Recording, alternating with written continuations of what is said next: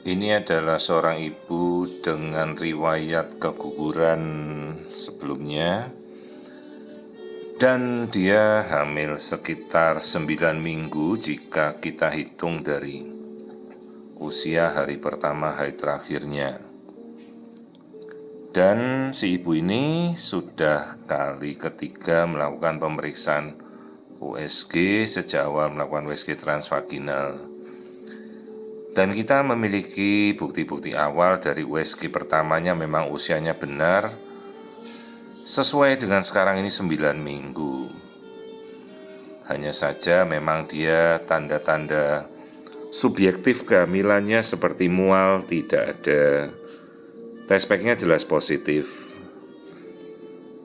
Pada awal sekitar 3 minggu yang lalu dia melakukan pemeriksaan dan kantung hamil sudah ditemukan dengan usia kantung sekitar 5 minggu, 6 minggu saat itu memang baru kosong dan jelas memang sesuai dengan usia hamil. Masalahnya dari beberapa pemeriksaan sebelumnya kantung hamilnya kosong, tidak ada isi.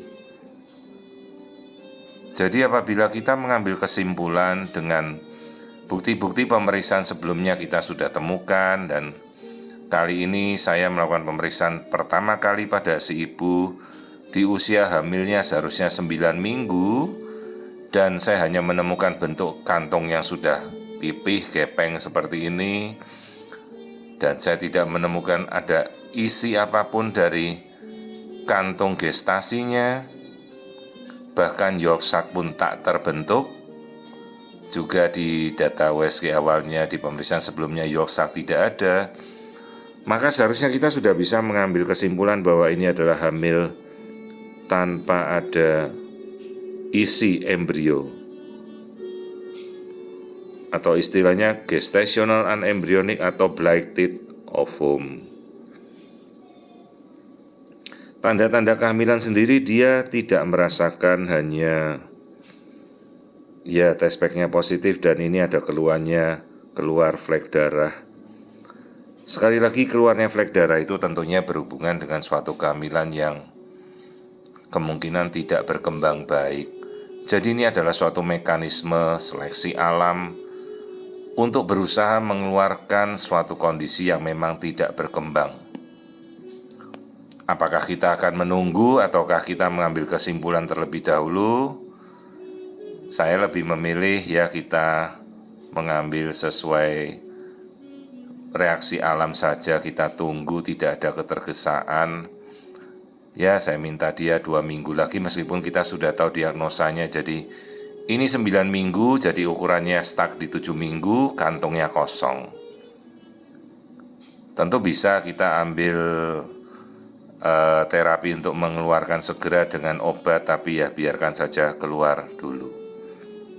Nah, masalahnya sekarang kenapa terjadi keguguran? Perhatikan, ini rahimnya bukan suatu kondisi rahim yang normal karena dikelilingi oleh beberapa benjolan miom besar-besar.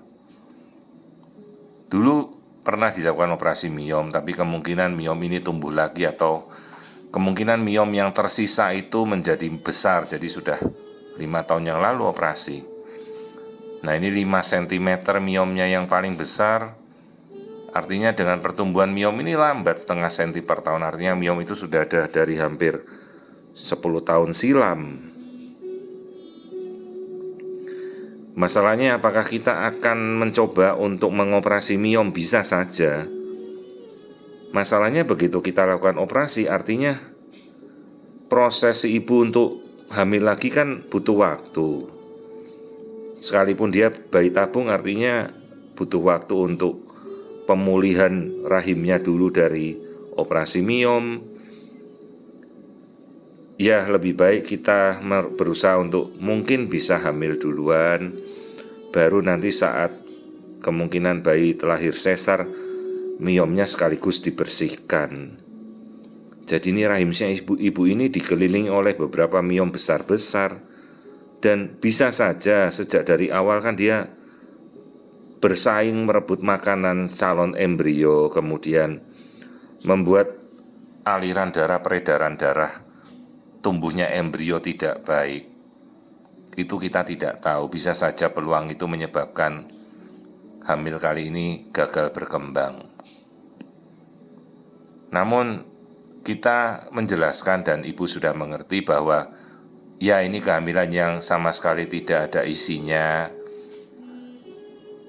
Bisa saja kita mengambil tindakan untuk segera mengeluarkan, tapi saya lebih memilih kita tunggu saja, tidak ada ketergesaan, toh tidak ada perdarahan.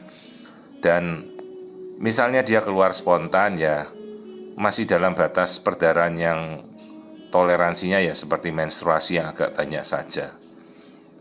Jadi saya tidak memilih untuk melakukan kuret segera, hanya saya tunggu saja, mudah-mudahan ya keluar dalam waktu 2 minggu lagi secara spontan. Karena biasanya ini reaksi alami, dengan si ibu sudah ada flek-flek keluar darah ya cukup saja ditunggu. Hanya kita beri edukasi agar dia juga disiplin kontrol, jangan sampai saking dia mau menunggu baru kontrol bulan depan ya sudah telat, sudah akan jadi hamil anggur. Kalau hamil yang tak berkembang ini tidak keluar juga.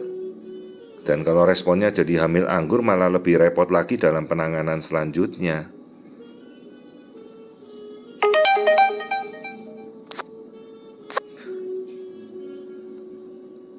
Jadi kita upayakan agar ya dicoba agar dia bisa keluar secara spontan. Kita tunggu saja. Mudah-mudahan dalam waktu kurang dari 2 minggu ini akan terjadi kantung hamil yang tak berkembang ini keluar. Jadi istilah ini adalah black teat ovum, di mana kehamilan itu kosong, tidak ada isinya. Dan dari dokumentasi sebelumnya ada 3 dokumentasi gambar memang menunjukkan kehamilan yang tidak ada isi. Jadi secara usia kehamilan ini sudah 9 minggu tapi tak ada isinya, dan lihat rahimnya ini dikelilingi oleh miom-miom yang besar. Jadi bisa saja itu menjadi penyebab kehamilan ini tidak berkembang. Dan setelah ini nanti bersih ya kita upayakan sesegera mungkin coba. Mungkin si ibu mau menjalankan program, atau opsinya mungkin dia mau ngoperasi miomnya dulu ya. Itu juga semuanya ada tempatnya, tinggal nanti dia memilih yang mana. Jadi ini suatu kehamilan 9 minggu yang kehamilannya kosong tanpa ada isi dan tidak berkembang. Jadi saya mengambil opsi ya kita tunggu saja. Mungkin dalam 2 minggu dia sudah akan luruh sendiri keluar secara spontan. Hanya kita edukasi agar si ibu patuh, disiplin, nanti kontrol dalam waktu 2 minggu. Kalau belum keluar baru kita pancing dengan obat. Jangan terlalu lama, khawatirnya malah nanti berkembang menjadi hamil anggur. Akan lebih sulit untuk membersihkan. Baru dipikirkan nanti miom-miomnya ini lebih dari 3. Ini ada miom mengelilingi rahimnya, benjolan-benjolan itu sampai besar-besar. Baru kita pikirkan apakah mau diambil atau tidak.